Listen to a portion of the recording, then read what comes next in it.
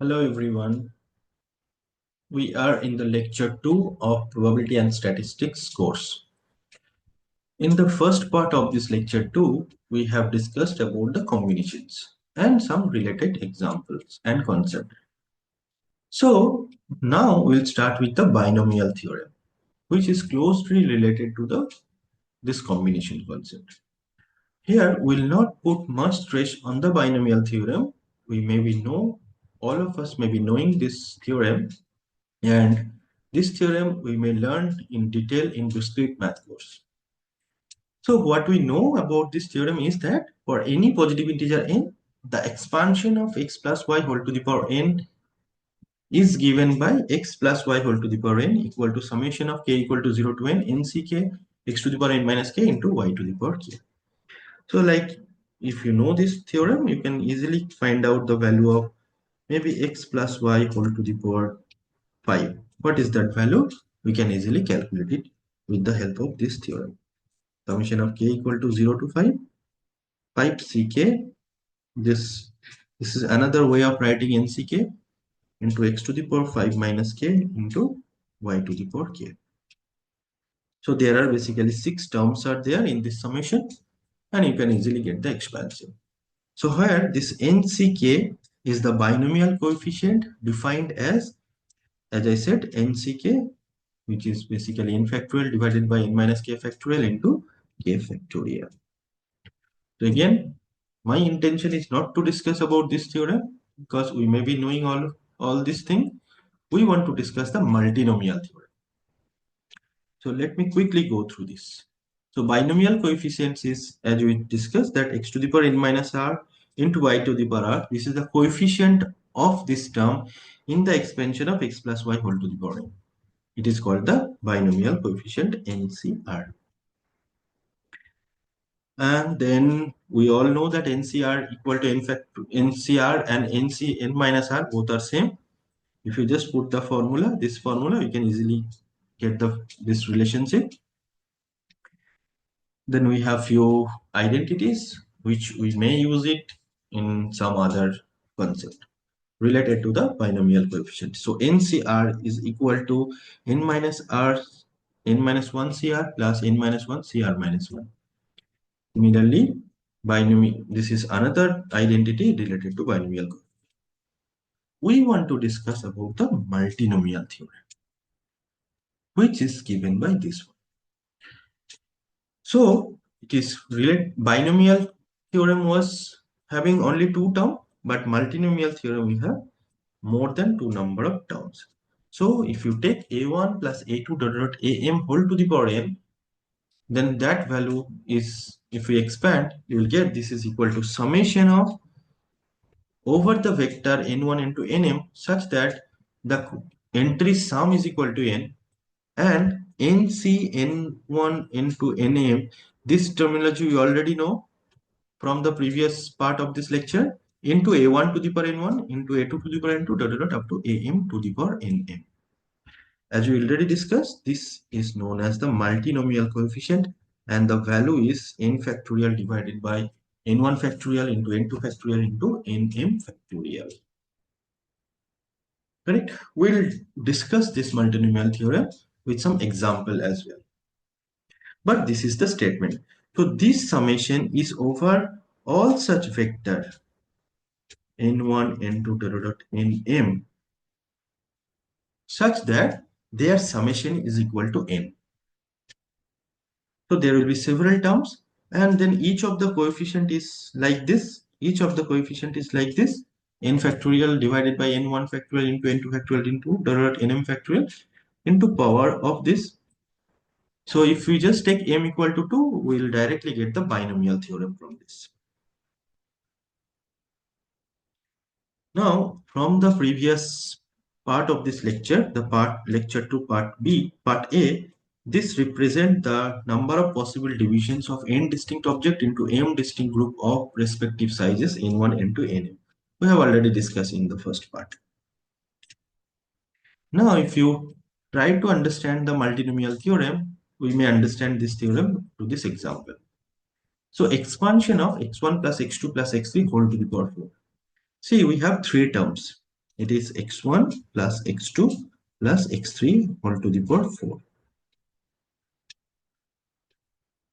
So this should be, if we apply the multinomial theorem, this should be such that it is n1 plus n2 plus n3 is equal to, it should be 4 into 4 C n1 into n3 into x1 to the power n1, x2 to the power n2, x3 to the power n3. You should have that thing. Now, as I mentioned, this summation is over all such vector n1, n2, n3, n1, n2, n3 whose sum is 4. So let us try to find all such vector whose sum is 4. Few example maybe we can write. One example is, we may, if we allow the non-negative integers, then one simplest example is 400. Another one may be 2, 2, 0. Another one may be 2, 1, 1. Another may be 1, 2, 1. Like that, you have actually 15 number of vectors which will satisfy this n1 plus n2 plus n3 equal to 4. Now for this one, from this sum we can have that 4 C 4 comma 0 comma 0, x1 to the power 4, x2 to the power 0, x3 to the power 0. For this term we'll have 4C 2 to 0 into x1 to the power 2, x2 to the power 2 into x3 to the power 0. And for each of the term we'll get some term. And as I mentioned, there are 15 terms, so we'll be getting 15 terms of this expansion. Right? This is the multinomial expansion. So as we said that we have to take n1 plus n2 plus n3 equal to 4, such that each term will be given by, and the formula for this is, we already discussed, that 4C n1 n2 n3, this formula is basically this one. 4 factorial divided by n1 factorial into n2 factorial into n3 factorial. Now we can list all the elements of whose sum is 4. It is 4, 0, 0, 3, 1, 0, this. And as I mentioned, there are 15 such vectors are possible. And if you simplify them, and if you put each of the term, we'll get the expansion of x1 plus x2 plus x3 whole to the power 4 equal to this value. So by using the multinomial theorem, we can get the expansion of x1 plus x2 plus x3 whole to the power 4. Not only that, now you can take any number. Here we had 3, here we had only 3, but we could have made any number m. Correct? Okay. Now we have two proposition that counts the number of such vector whose sum is n. Proposition 1. There are n minus 1 c r minus 1 distinct positive integer valued vectors x1 comma x2 comma xr are there, which are satisfying this equation x1 plus x2 plus xr equal to n. So this is the concept of this binomial coefficient is sum over this vector x1 x2 xr whose sum is n. So how many terms are possible? If you only allow the positive integers, it is n minus 1 c r minus 1. According to this proposition, there are n minus 1 c r minus 1 distinct positive integer value function vectors are there whose sum is n. And if you allow the non-negative integer value vectors, then there are n plus r minus 1 c r minus 1 number of distinct non-negative integer value functions are there whose sum is x1 plus x2 plus xr equal to n. So we have applied this theorem to the previous expansion, because we had in the previous case, it was n1 plus n2 plus n3 is equal to n, right? Equal to 4 basically. So how many terms, how many such vectors are there whose sum is 4? We said no, 15. Apply this proposition to, we'll get 4 plus 3 minus 1 because R is 3. C, R minus 1 means 3 minus 1. So this is basically 6 C2, whose value is 15. That's the reason we could get from the previous example expansion of x1 plus x2 plus x3 power 4 has 15 numbers of terms. Because that vectors are there, this many vectors, there are 15 number of vectors are there which will satisfy this equation. Okay, now let us quickly do this problem. Can you please do this problem? Easily now you can do. How many distinct non-negative integer valued solution of x1 plus x2 equal to 3 are possible? So this is basically the binomial expansion, only 2.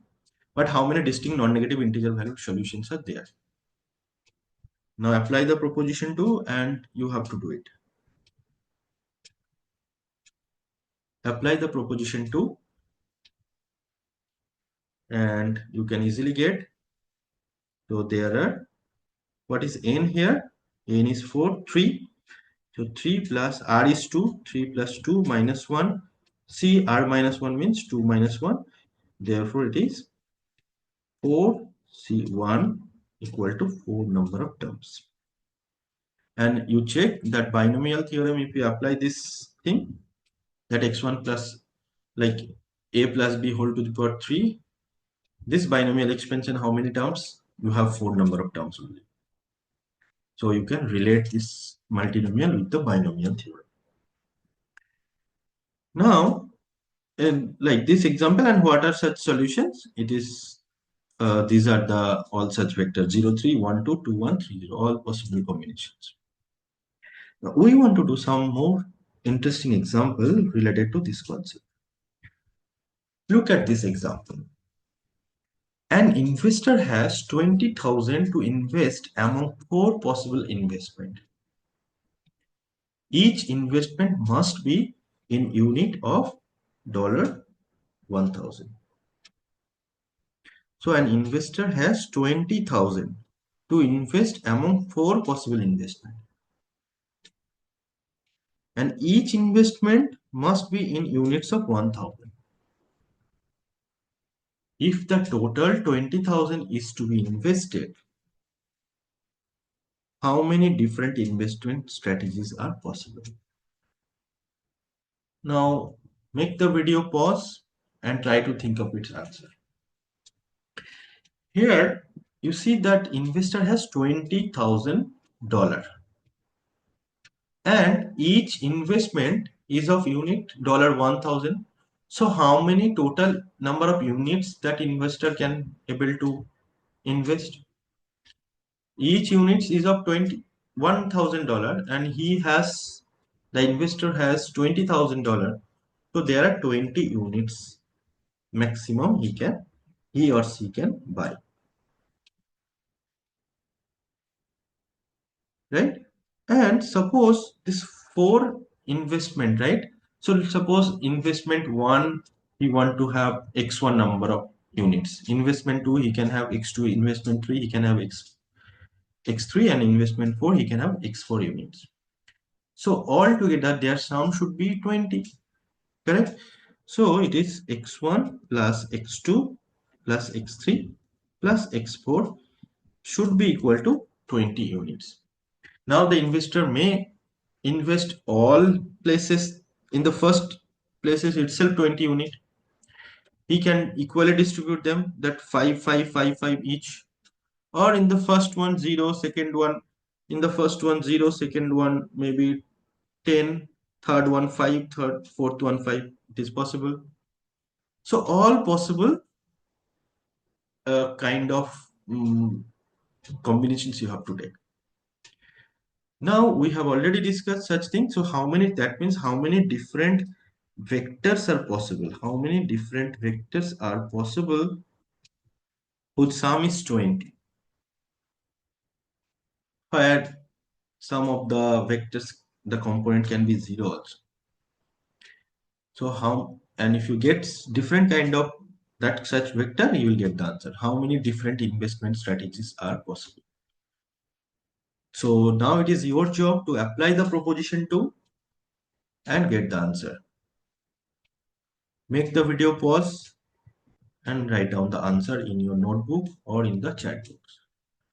Unless you solve by your own, you never learn mathematics. So please think of this example and write down the answer. Yes, if I apply the proposition 2 from the previous slide, it is n plus r minus 1 c r minus 1. So here you have what is n? N is 20 and r is 4. So the answer should be 20 n plus r minus 1 c r minus 1. So that should be 23 c3. This many number of different strategies are possible. Now this example has another part. It says that what if not all money needs to be invested? So it is also possible that the investor may not invest all the money among these 4 investments. So in this case, how many ways this distribution can possible? How many different strategies are possible? So let me give you a hint. You think that suppose all money is not necessary to invest. So keep a component along with this 4 investment, one can be reserved.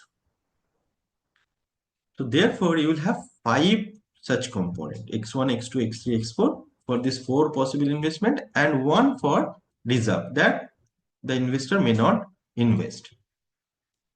So in this case, if you form the problem, it will be like maybe I'll do this just a minute.